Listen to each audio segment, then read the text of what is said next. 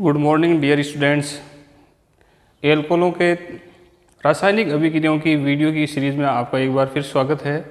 इससे पूर्व आपको एल्कोहलों की जो रासायनिक अभिक्रियाओं को दो कैटेगरियों मैंने बताया था, जिसके अंतर्गत एक तो आर ओ एच बॉन्ड टूटता है वो अभिक्रियाएँ, फिर सेकेंड अभिक्रियाएँ वो थी जिसमें आर ओ एच बॉन्ड है वो टूटता है। तो फर्स्ट अभिक्रिया जिसके अंतर्गत आर ओ एच बॉन्ड टूटता है उससे संबंधित 5 अभिक्रियाएँ इससे पूर्व की वीडियो की सीरीज़ में आपको समझा चुके थे। सबसे पहले धातुओं के साथ में क्रिया करते हैं वो अम्लीय प्रकृति वाली अभिक्रियाएँ, फिर आपके धातु हाइड्राइड या सोडियम आयोडाइड के साथ में वो सेकंड अभिक्रिया थी, और थर्ड अभिक्रिया जो मैंने आपको बताई थी गिरन्यार अभिकर्म के साथ में जो एल्केन का निर्माण होता है। फोर्थ अभिक्रिया थी जो आपकी विलियमसन संश्लेषण या जिसमें ईथर का निर्माण होता है, और फिफ्थ अभिक्रिया थी जिसको एस्टरीकरण कहते हैं, बहुत इंपॉर्टेंट अभिक्रिया थी, उसकी क्रियाविधि भी आपको बताई थी। उसके आगे वाली जो अभिक्रिया है वो अपना आज इस वीडियो की सीरीज में ले रहे हैं। आगे वाली अभिक्रिया में एक आपके है एसिटिलीकरण या एसिलीकरण। इससे पहले वाली एस्टरीकरण ऐसी रासायनिक अभिक्रिया है जिसके अंतर्गत CH3CO समूह आपके प्रवेश करता है साथ में, वो अभिक्रियाएं एसिटिलीकरण कहलाती है। एसिटिलीकरण है वो हमेशा एसिटिल क्लोराइड और एक आपके एसिटिक एनहाइड्राइड इनकी उपस्थिति में ही हमेशा एसिटिलीकरण रिएक्शंस होती है। ये आपके कंसेप्ट है वो क्लियर होना चाहिए। ये एसिटिल क्लोराइड है, ये एसिटिक एनहाइड्राइड है। तो आप एसिटिलीकरण अभिक्रियाओं में एल्कोहल की अभिक्रिया आप एसिटिल क्लोराइड से करवाओगे या एसिटिक एनहाइड्राइड के साथ में आप अभिक्रिया करवाओगे तो हमेशा आपके एस्टर का निर्माण होता है। जैसे मैं आपको समझा रहा हूँ, ये कोई एक एल्कोहल है CH3 CH2 पर्टिकुलर सीधा पर उदाहरण ले रहे हैं। ये इस एल्कोहल का नाम है एथेनॉल। IUPAC प्रणाली में इसका अनुलग्न ओल होता है, 2 कार्बन है, तो वो इसी हिसाब से इसका नाम एथेनॉल। इसकी आप अभिक्रिया किससे करवाओगे? एसिटिल क्लोराइड से या एसिटिक एनहाइड्राइड से। ये एसिटिल क्लोराइड का सूत्र है, जनरल नाम तो इसका होता है एसिटिल क्लोराइड। IUPAC प्रणाली में इसको बोलते हैं एथेनॉयल क्लोराइड। एल्कोहल का ये बॉन्ड टूटता है और इसका ये बॉन्ड टूटता है तो इसमें से बाहर निकलता है HCl। इसकी जो रिएक्शंस होगी तो इसका जो प्रोडक्ट बनेगा वो ये एस्टर बनेगा CH3 CH2 O C double bond O CH3 plus में HCl। इस एस्टर का जो अपन नाम लिखेंगे, ये इस O के आगे वाला जो समूह जुड़ रहा है वो एथिल, और ये आपके 2 कार्बन एथेनोएट। तो इसका जो IUPAC प्रणाली में नाम होगा इस एस्टर का एथिल एथेनोएट, क्योंकि इसका अनुलग्न OH होता है।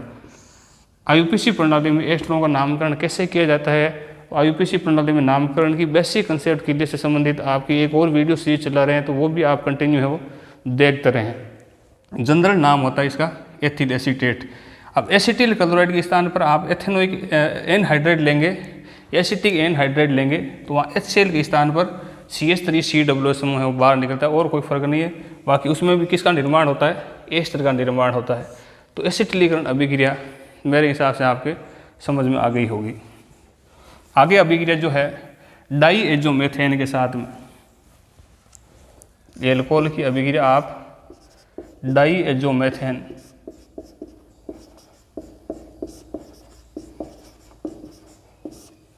डाईएजोमेथेन का सूत्र होता है CH2N2। आप एल्कोहल की अभिक्रिया डाईएजोमेथेन के साथ में क्रिया करवाओगे तो इसमें भी ईथर का निर्माण होगा, लेकिन वो मेथिल ईथर का निर्माण होता है। एक साइड में डाईएजोमेथेन का, जैसे मैं आपको समझा रहा हूँ, ROH, ये एक एल्कोहल है, इसकी आप अभिक्रिया डाईएजोमेथेन से क्रिया करवाओगे CH2N2। डाईएजोमेथेन की जो N2 होगी वो नाइट्रोजन गैस बाहर निकल जाती है, ये H है वो इसके साथ में जुड़ करके CH3 का निर्माण में चेंज हो जाता है। RO के साथ में आके CH2 तो इसका एक H है CH3, तो ये बनेगा आपके ईथर, और इसमें से बाहर निकल जाती है नाइट्रोजन गैस। जैसे आप एल्कोहल लेंगे, एथेनॉल लेंगे, तो आपके मेथॉक्सी एथेन का निर्माण होगा या एथिल मेथिल ईथर का निर्माण होगा। तो ये डाईएजोमेथेन के साथ में आपके अभिक्रियाएं समझ में आ गई होगी। आगे वाली जो दो अभिक्रियाएं 8वीं और 9वीं जो ले रहे हैं वो भी बहुत इंपॉर्टेंट है, वो आगे भी अपन पढ़ेंगे। एल्कोहल आपको पहले बता चुके 3 प्रकार के एल्कोहल होते हैं, प्राथमिक एल्कोहल, द्वितीयक एल्कोहल और तृतीयक एल्कोहल। उसमें भेद कैसे करोगे, तो भेद करने वाली जो अभिक्रिया है वो वापस आपको आएगी, तो इसको आप अच्छी तरीके से समझें। उस आगे वाली अभिक्रिया का नाम है विहाइड्रोजनीकरण। एक होता हाइड्रोजनीकरण, एक होता विहाइड्रोजनीकरण। इस शब्दों को आप समझें। हाइड्रोजनीकरण होगा तो ऐसी अभिक्रिया जिसमें हाइड्रोजन गैस जुड़ती है वो तो कहलाती है हाइड्रोजनीकरण। यदि हाइड्रोजन गैस बाहर निकलती है तो वो कहलाती है विहाइड्रोजनीकरण। आपके CO2 जुड़ती है तो वो कहलाती है कार्बोक्सिलीकरण। CO2 बाहर निकलती है तो उसको अपन बोलते हैं विकार्बोक्सिलीकरण। तो विहाइड्रोजनीकरण अभिक्रिया से आपके प्राथमिक एल्कोहल, द्वितीयक एल्कोहल और तृतीयक एल्कोहल का भेद किया जा सकता है। तांबे की जो नलिका होती है कॉपर की, 573 केल्विन टेम्परेचर पर तांबे की नलिका, कॉपर की नलिका में यदि एल्कोहल को आप प्रवाहित करोगे तो प्राथमिक एल्कोहल से, द्वितीयक एल्कोहल से और तृतीयक एल्कोहल से आपके अलग अलग उत्पाद है वो बनता है। प्राथमिक एल्कोहल से हमेशा एल्डिहाइड का निर्माण होता है, द्वितीयक एल्कोहल से कीटोन का निर्माण होता है और तृतीयक एल्कोहल का विहाइड्रोजनीकरण नहीं होता है बल्कि उसका निर्जलीकरण होता है और एल्कीन का निर्माण होता है। तो आपको मैं तीनों एल्कोहलों में भेद आप इस तरीके से कर सकते हो इस अभिक्रिया के द्वारा। जैसे मैं एक प्राथमिक एल्कोहल का सबसे सिंपल उदाहरण आपको बता रहा हूँ। ये प्राथमिक एल्कोहल है, प्राथमिक एल्कोहल। ये प्राथमिक एल्कोहल को आप तांबे की नलिका में प्रवाहित करोगे 573 केल्विन टेम्परेचर पर। एक हाइड्रोजन यहाँ से बाहर निकलेगा, एक हाइड्रोजन यहाँ से, ये उतने ही कार्बन वाले एल्डिहाइड में चेंज हो जाएगा, इसको एसिटाल्डिहाइड, ये एथेनॉल कहते हैं, उसका भी हाइड्रोजनीकरण होगा। तो प्राथमिक एल्कोहल से किसका निर्माण होता है? एल्डिहाइड का निर्माण होता है, एल्डिहाइड में कन्वर्ट होता है। और यदि सेकेंडरी एल्कोहल होगा, जैसे मैंने ये सेकेंडरी एल्कोहल आइसोप्रोपिल एल्कोहल है, वो एक सेकेंडरी एल्कोहल है, ये द्वितीयक एल्कोहल है। तो द्वितीयक एल्कोहल का भी हाइड्रोजनीकरण होगा कॉपर नलिका में 573 केल्विन टेम्परेचर पर। तो इसमें कीटोन का निर्माण होता है। तो प्राथमिक एल्कोहल से तो एल्डिहाइड और सेकेंडरी एल्कोहल से कीटोन का निर्माण होता है, इसमें भी विहाइड्रोजनीकरण होता है। जबकि कोई तृतीयक एल्कोहल होता है उसका विहाइड्रोजनीकरण नहीं होता है बल्कि उसका निर्जलीकरण होता है और एल्कीन का निर्माण होता है। जैसे मैं एक तृतीयक एल्कोहल ले रहा हूँ, ऐसा एल्कोहल जिसमें OH समूह है वो 3 डिग्री कार्बन पर जुड़ा हुआ हो तो वो तृतीयक एल्कोहल कहलाता है। तो ये एक तृतीयक एल्कोहल है, इसको आप तांबे की नलिका में 573 केल्विन टेम्परेचर पर आप प्रवाहित करोगे तो इसका विहाइड्रोजनीकरण नहीं होकर के निर्जलीकरण होगा। यहाँ से OH और यहाँ से कहीं से भी एक हाइड्रोजन इसके साथ में जुड़ करके H2O बाहर निकलेगा। यदि जल कणु बाहर निकलता है तो उस अभिक्रिया को बोलते हैं डिहाइड्रेशन या निर्जलीकरण। तो इसका निर्जलीकरण होगा यहाँ और एल्कीन का निर्माण होता है, साथ में जल के अणु का निर्माण, यानी इसमें एक एल्कीन बनेगी। इस एल्कीन का नाम क्या होगा? ये श्रृंखला का चयन करेंगे 1 2 3, 2 पर मैथिल ग्रुप जुड़ा हुआ है तो 2 मैथिल प्रोप, 3 कार्बन है तो प्रोप 1 इन, ये इसका IUPAC प्रणाली में नामकरण होगा। इस अभिक्रिया यानी विहाइड्रोजनीकरण जो अभिक्रिया है इसका उपयोग प्राथमिक एल्कोहल, द्वितीयक यानी एल्कोहलों के विभेदीकरण में, प्रभेदीकरण में या एल्कोहलों के भेद करने में यह अभिक्रिया काम आती है। तो आपको समझ में आगे होगा प्राथमिक एल्कोहल का आप विहाइड्रोजनीकरण करवाओगे तो उतने कार्बन वाला एल्डिहाइड बनेगा और द्वितीयक एल्कोहल से उतने कार्बन वाला कीटोन बनता है। जबकि तृतीयक एल्कोहल से है वो एल्कीन का निर्माण होता है।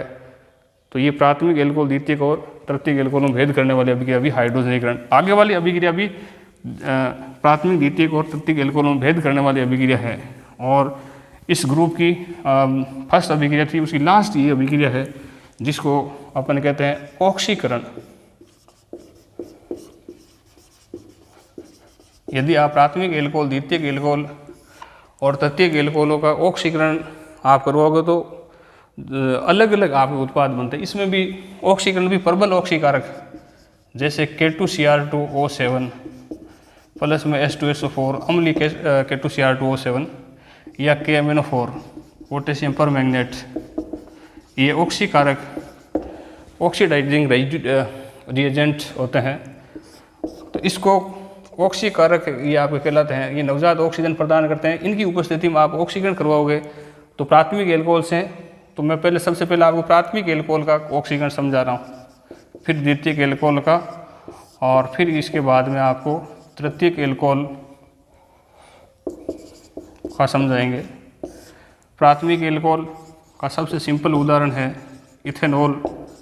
ये प्राथमिक एल्कोहल है, इसका आप ऑक्सीकरण करवाओगे प्रबल ऑक्सीकारकों की उपस्थिति में। तो ये ऑक्सीकारक होगा, इसमें नवजात ऑक्सीजन प्रदान करेगा। ये नवजात ऑक्सीजन प्रदान करेगा तो इसमें सबसे पहले ये इसका ऑक्सीकरण होगा तो वो समान कार्बन वाले एल्डिहाइड में चेंज हो जाता है।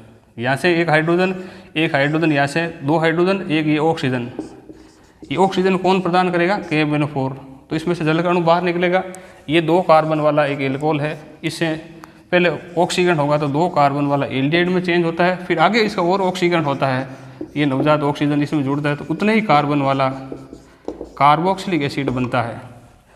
प्राथमिक एल्कोहलों का प्रबल ऑक्सीकारकों की उपस्थिति में ऑक्सीकरण करवाया जाता है तो सबसे पहले उतने ही कार्बन वाले एल्डिहाइड का निर्माण होता है, फिर आगे वो ऑक्सीकृत होकर उतने ही कार्बन वाले कार्बोक्सिलिक अम्ल में ऑक्सीकृत होता है। द्वितीयक एल्कोहलों में थोड़ा भिन्न है। द्वितीयक एल्कोहलों का ऑक्सीकरण जो होता है तो उसमें एल्डिहाइड नहीं बन करके पहले कीटोन का में वो ऑक्सीकृत होता है। CH3 CHOH और CH3 आइसोप्रोपिल एल्कोहल है, ये एक द्वितीयक एल्कोहल है। द्वितीयक एल्कोहलों का आप ऑक्सीकरण करवाओगे ये प्रबल ऑक्सीकारकों की उपस्थिति में तो इसमें से भी जल का अणु बाहर निकलेगा। ये ऑक्सीकारक KMnO4 H2SO4 या K2SCr2O7 H2SO4 इसकी उपस्थिति में आपके ऑक्सीकरण होगा तो पहले उतने ही कार्बन वाला कीटोन बनेगा। ये 3 कार्बन वाला यौगिक है तो उतने कार्बन वाला कीटोन बनेगा, फिर इसका आगे ऑक्सीकरण होगा तो वो कार्बोक्सिलिक एसिड में टूटेगा, लेकिन उसमें CH3 C double bond O OH और HCOOH इसको पूरा आपको समझना है। ये CH3CO इसमें एक O एक H इसका तो एक ऑक्सीजन तो ये नवजात ऑक्सीजन और 2 नवजात ऑक्सीजन, इसमें 3 नवजात ऑक्सीजन काम आते हैं। और इसमें जो बॉन्ड का ब्रेक होता है कीटोन का ऑक्सीकरण में एक पोफोव का नियम लगता है ऑक्सीडेशन में, तो वो आगे आपको और समझाएंगे या अभी और आपको समझाने का प्रयास करेंगे। तो द्वितीयक एल्कोहल का ऑक्सीकरण करवाते हैं तो उसमें उतने कार्बन वाले वो कीटोन में ऑक्सीकृत होता है, फिर आगे आपके कम कार्बन वाले कार्बोक्सिलिक एसिड में ऑक्सीकृत होता है। जो तृतीयक एल्कोहल है उनका आसानी से ऑक्सीकरण हो ही नहीं पाता है।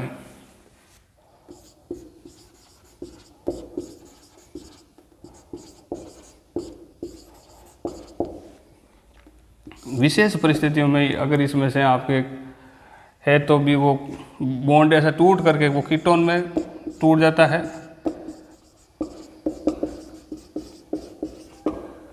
इसका ऑक्सीकरण होगा तो, और फिर आगे जो ऑक्सीकरण होगा तो आपको पता है कि उसमें भी आपके कम कार्बन वाले कार्बोक्सिलिक एसिड में आपके टूट जाता है।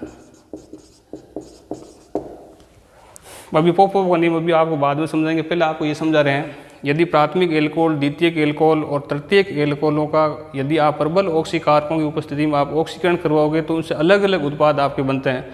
प्राथमिक एल्कोहल के ऑक्सीकरण से उतने कार्बन वाला एल्डिहाइड बनता है, फिर उसके बाद में उतने कार्बन वाले वो कार्बोक्सिलिक एसिड में कन्वर्ट हो जाता है। द्वितीयक एल्कोहलों का आप ऑक्सीकरण करवाते हो तो उसमें सबसे पहले उतने ही कार्बन वाले वो कीटोन में ऑक्सीकृत होता है, फिर कीटोन है वो उससे कम कार्बन वाले कार्बोक्सिलिक अम्लों में ऑक्सीकृत होती है।